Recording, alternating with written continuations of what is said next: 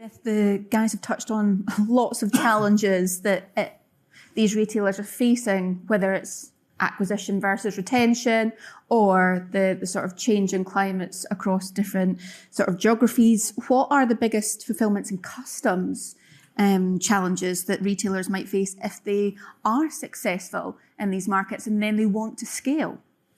I think the biggest problem right now, apart from just the myriad of change, but it's getting more complex, not less. So a lot of retailers can get caught out underestimating how closely customs authorities are now scrutinising data. So that data word again, especially around data points like country of origin and declared values. Inconsistencies can stand out really quickly. Customs authorities have access to historical data.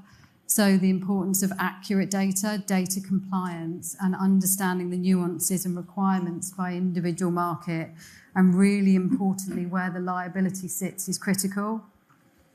So imagine sitting in front of Customs and Border Protection in the US and explaining that you've declared at cost value because your carrier told you it would be okay.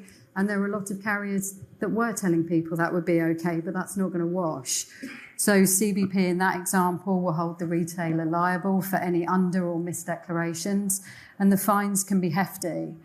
And retailers should be really careful of so-called silver bullet solutions around duty and tax exposure. With de minimis being withdrawn in the US and the upcoming changes in the EU, some providers are promoting overly simplified approaches to valuation, and it's anything but.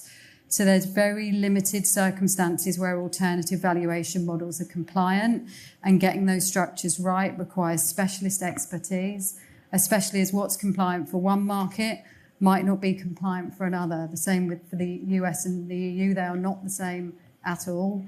And if something sounds too easy in this space, it usually means that risk is being pushed back onto the retailer. And that's why choosing the right partner with real trade and compliance expertise really does matter so much.